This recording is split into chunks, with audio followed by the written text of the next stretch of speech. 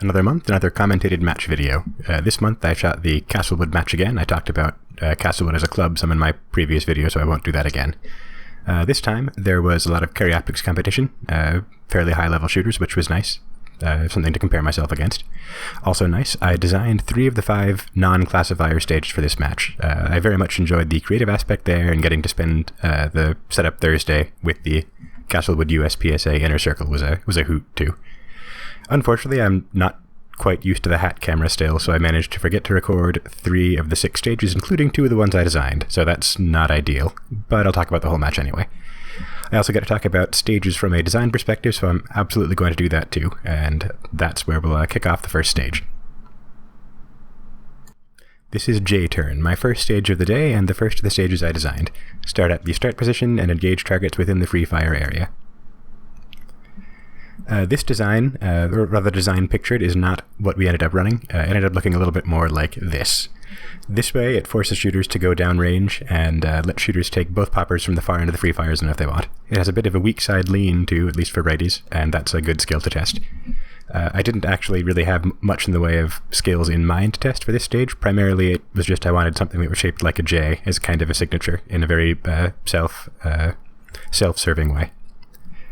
I don't have video from this stage, unfortunately, but I went left from the start, taking the 2 hardcover targets, the front popper and the 2 leaning targets. I then went right, got the other 2 hardcover targets, hit the popper on the move with a few misses, and then finished on the 2 back paper targets.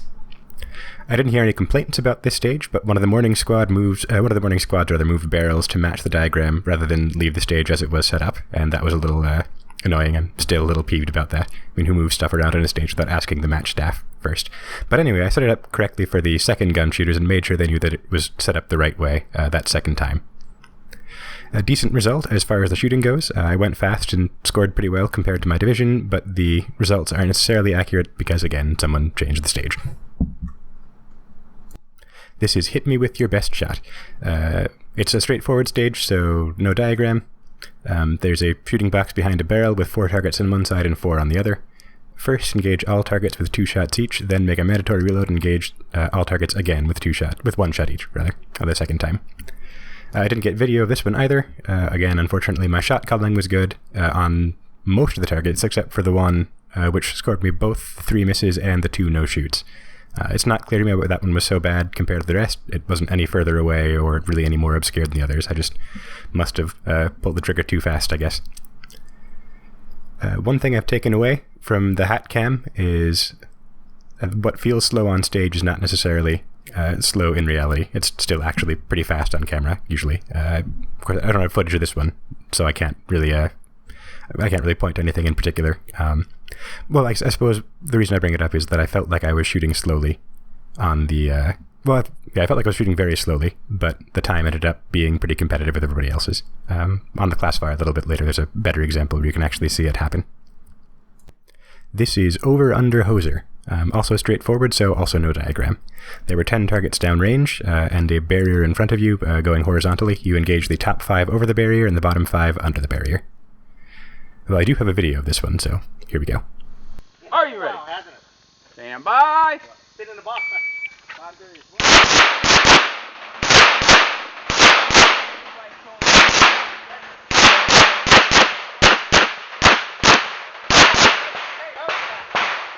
If you are finished, unload goes clear. Give me a heart attack. Not much to say about this stage. There was no reload needed. I was prepared to take a make-up shot there at the end, but I looked at the wrong target, so I didn't see my miss. And, of course, that miss then stands.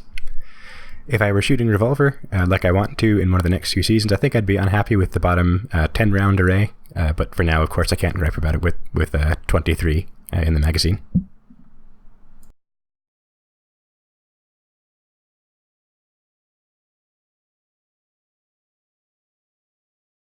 Are you ready? Stand by.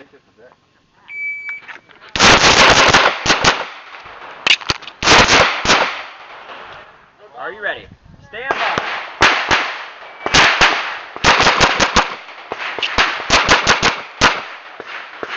Finish up. You got it. I'm surprisingly happy with this run of Can You Count. It does continue my streak of missing mandatory reloads and classifiers, but I recovered well from that miss here. You can see me very briefly look up as I realized what I did right before I make the reload, and that hesitation felt a whole lot longer, again, on the stage than it ended up being in the video. On both strings, I feel like I did the reload pretty well. They were not quite like Grandmaster level speed, but still pretty good. I could have shaved a few more tenths of a second off on each string because I outran the reset again. So even with the two procedurals, it was a 49% classifier, so it's mid-C class again. That's about where I am, I think. If I'd gone at the same speed but put the reload in the right place, it would have been 59%, and maybe a little bit higher if I'd rode the reset a little bit better and didn't have that little 0.4 of a second hesitation. I'm especially pleased about the speed because ended up being 8.8 seconds, and that was the fastest time recorded by any handgun shooter at the match. This is Happy Feet. Start at the start position marker and engage targets from within the free fire area. Are you ready? Stand by!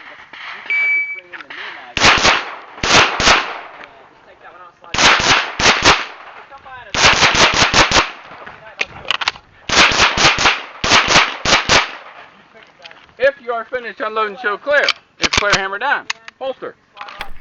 This was the only stage I designed that I also remembered to record, which is fortunate because it was both my best design and my best run of the day.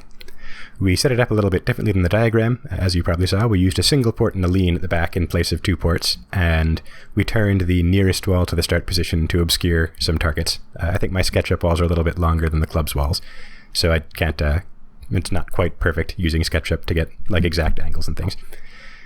As a design goal, I wanted to test precision of movement, and I think it did that. It's a good bit of moving for such a short stage, but there's only one run, and that's not even a very big one. It ended up being a high hit factor stage, which I didn't quite expect, but I don't really have a good sense for that yet, so I guess as I do more of this stage design thing, it'll get easier. I'm very pleased with how I shot it. The movement was pretty good, not quite as fast as some of the faster shooters, but it was still good enough for second out of all handguns. Actually, I was the first in the morning squads. It was somebody in the afternoon who got the win. The accuracy wasn't perfect, but it was still good enough.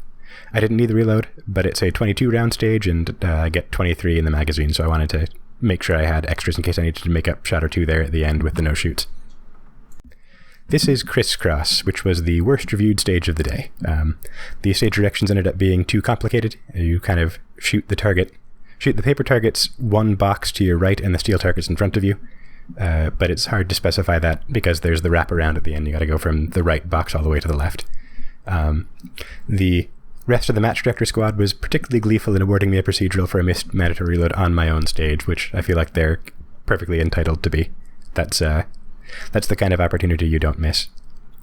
So I designed this originally as a slightly longer course. I was a little bit too wedded to that design, and if I were to do it again as a medium course like it is, I would probably do it more like this.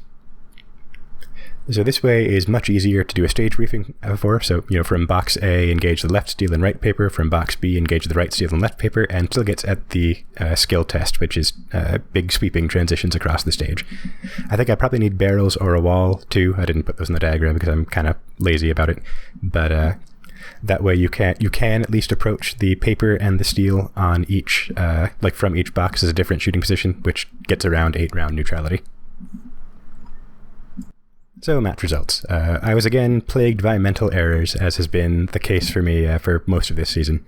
I can hang with the B shooters and even the kind of the top end of the B shooters when I'm on, but I'm still making too many mistakes to really climb the ranks in terms of match results. Still need to work on slowing down, I think. I kind of get, it's tunnel vision, very focused on the speed while I'm on a stage, and I don't realize that I'm actually going fast when it feels like I'm going slow. So during the off-season, I'll probably work on that some, the accuracy as well, with a bunch of those dot torture targets that I'm so fond of. So this match, I was at least the best scoring C-class shooter, which makes sense if I'm kind of slowly improving. The Carry Optics competition was, like I mentioned, very good. If you looked at the result cards, you could see that a lot of the stage wins went to Carry Optics, and Carry Optics is always pretty close to the high handgun even when a Carry Optics shooter didn't win. So because I was on the match director squad, I didn't actually shoot head-to-head with any of the Carry Optics guys, but I got to see a couple of them shoot as we finished earlier than everybody else, which is unusual, but, you know. So on the stage design front, I think 2 of the 3 were good. I'm particularly proud of Happy Feet because it's kind of an arrangement of walls in the shooting area that I haven't seen before, and that makes, it's nice to be able to innovate a little bit in what's kind of a pretty well-explored design space. Criss-Cross, I kind of mentioned how I would fix that, and I think that would make it a better stage. And I'm looking forward to getting to put a couple more of them together for the next couple of matches, to round out this year. Well, thanks for watching.